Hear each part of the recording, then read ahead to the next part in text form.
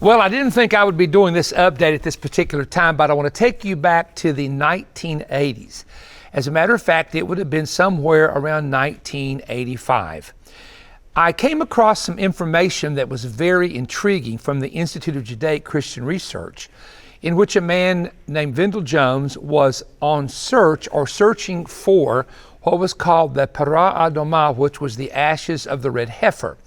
And he was indicating the necessity of the ashes of a red heifer in order for there in the future to be the purification of the furniture and the sacred articles of a Jewish temple that could be rebuilt somewhere in the future. Well, needless to say, I was very, very intrigued by this. And so I went to Numbers chapter 19, and this is where you will find the story of the burning of a red heifer and the details about burning it without the camp, throwing hyssop, cedar wood, and scarlet in the midst of the fire. How the priest, when he would slay the heifer, would take the blood in one hand and take his fingers and dip it in the blood and sprinkle it toward the door of the tabernacle. And of course, when the temple was built in Jerusalem, it would be sprinkled toward the door of the temple there in Jerusalem. And there were red heifers that were slain in the wilderness, but there were some that were slain on the Mount of Olives, which, if you know Jerusalem, you have the Mount of Olives, and when you look from the east toward the west, you could see the building of the temple and the doors of the temple. And there's so much here. I'm not going to go into the detail. It's an hour and a half preaching if you hear it in detail. It is said that the last red heifer that was burnt somewhere before the destruction of the temple, and the ashes, which were placed in a clay container called a kalal, were taken to the area of the Qumran caves or the Judean wilderness, and they were hid. Thus, the excavation that took place in the 1980s, based on the copper scroll and based on other traditions, those ashes were never discovered in the Judean wilderness. And so Mr. Jones, I think, eventually passed away. And so that was kind of the end of the story. Now, I do remember when I would preach a message in the 80s, probably the early 90s, on the prophetic update of the ashes of the red heifer. It was the most well-attended night of the revival. I used to do revivals that would go week after week. So prophecy night was always Saturday night.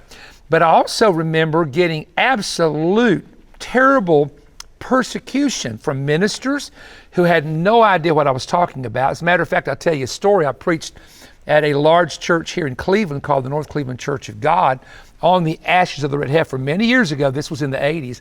And one of the kids went to their professor at the local Christian university, and he said, "That's not even in the Bible, the ashes of the red heifer." Well, the student sort of embarrassed the professor because he said, "Read Numbers 19, it is in the Bible." So what happened was, and I've had this happen off and on throughout my ministry, is when I would begin to teach something, sometimes it is teaching that people have not heard.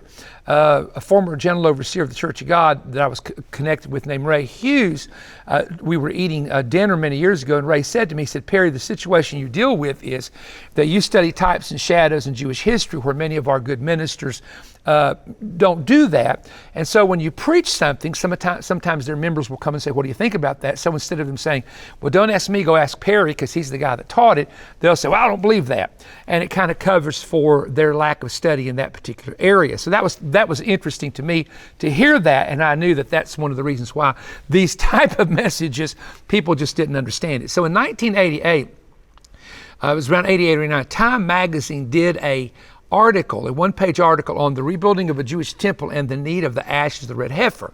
Well, at that point, some of the pastors who had really criticized me for teaching this message of the necessity of the ashes of a red heifer for the purification process of a new temple, they began to call me and say, "Well, Perry, we apologize. You were right all along." Well, I'm not right because I'm right. I was right because I did the research from the Bible and from Jewish history, and also understanding that according to prophecy, Matthew chapter 24, 2 Thessalonians 2, Revelation 11, there will be a worship facility built in Jerusalem during the tribulation period. So let's go forward in time. The Temple Institute in Jerusalem, which is an organization that I have been familiar with for many, many years, and Rabbi Richmond and I have known each other for quite some time.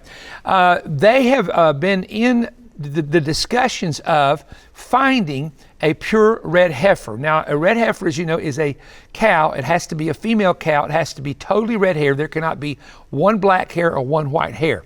In 2018, there was some red heifers shipped to Israel from Texas, a man who's involved with this, trying to find that perfect red heifer. But they were disqualified later on because the red heifer that is burnt has to be 3 to 4 years of age. It can't be under 3 years of age because it doesn't qualify it to be an actual cow as the word is used in the text in Numbers chapter 19.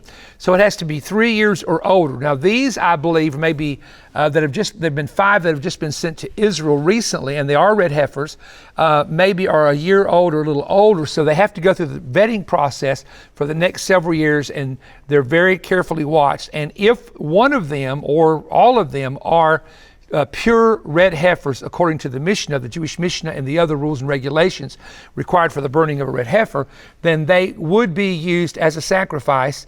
And this is not connected, of course, to Christianity. This is connected to Judaism and to Israel.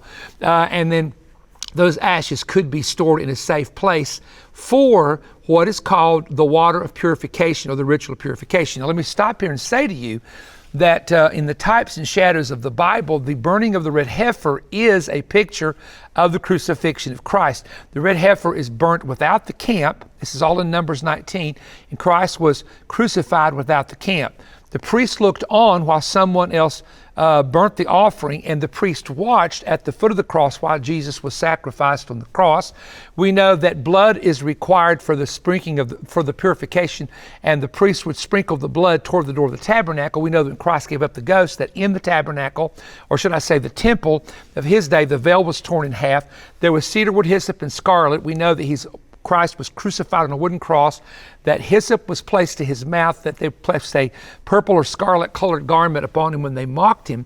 And of course, all of this is so amazing because when you talk about the idea of Christ being the Messiah, and you go back to Numbers 19 and these other types and shadows found in what we call the Old Testament or the First Testament, then you see the great imagery there. So the update is simply that these 5 red heifers that were sent from Texas to Israel have to go through a vetting process for the next, let's say, 2 years or so to see if they hold the requirements that are required in Jewish tradition and also in the Jewish law.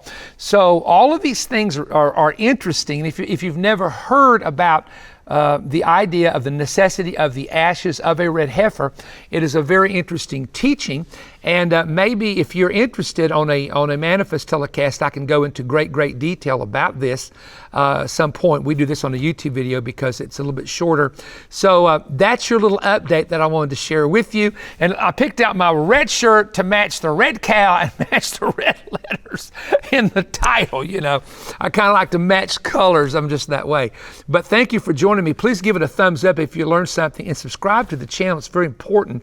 And don't forget that we always have an offer for you at the end of the program. Sometimes there'll be a YouTube advertisement inserted, and that's part of the process. But keep watching because I may have something you're interested in. Do hope to see some of you in some of our meetings next year or in time to come. And go to perrystone.org to keep up with us and Perry Stone Ministries. You have to put that in there, Perry Stone Ministries Facebook page. There's only one official Facebook page, and we don't send out friends requests. If you get a friends request from me, it's an automatic scammer. We've never done that, and we never raise funds through Facebook or that type of social media. So don't ever respond to that. That's somebody faking. Thank you for your time. God bless you. Did you know that many people are inheriting their ancestors' demonic attacks?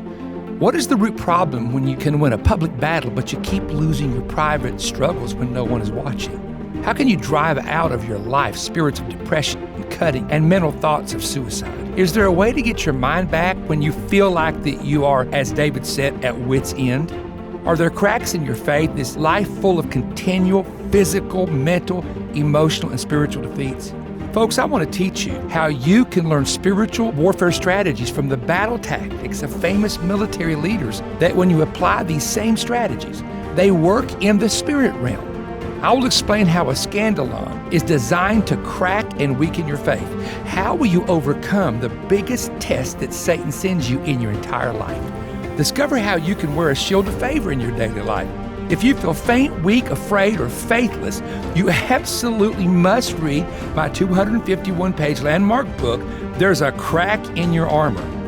Instead of losing all the time your spiritual, physical, mental, and emotional battles, go through these 17 detailed chapters loaded with spiritual and practical revelation and get ready to turn the battle forever and move it in your favor.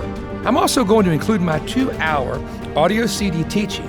I think it's the most important message all year long, what I have learned about spiritual warfare in my lifetime. The Lord impressed me to teach you what the Holy Spirit has taught me for the past 48 months or so, and expose Satan's deception and his plots and explain how God's counterattack strategies will work if you apply them. Don't use the wrong weapon for the wrong battle. God has provided all that you need for each battle engagement. The book and CD are now available to the body of Christ. It doesn't matter what denomination you are or if you go to church or not. This is a resource that I think will bless you immensely. The book and the CD are available for your donation of $35 or more. Order by calling 1-888-21-BREAD, or you can go online at perrystone.org and order that way. Or if you would prefer to send it through the mail, you can send a check to Perry Stone Ministries, P.O. Box 3595, Cleveland, Tennessee 37320. This teaching and instruction is needed right now. I have never seen more people engaging in weird warfare and under mental assaults of the powers of the enemy. Folks, we have the weapons, we have the tools. God has given us the insight, and I want to take what I've learned 46 years of ministry, what He has taught me, and get it into your hands to help you be an overcomer. I'm looking forward to hearing from you. If you enjoyed this YouTube content, there's an important website you should know about: perrystone.org. Perrystone.org is an essential resource for the latest books, audiovisual presentations, and digital products from Perry Stone Ministries. Resources that cover the same kinds of topics discussed in the program you just watched. Stop in and see all that's available at perrystone.org.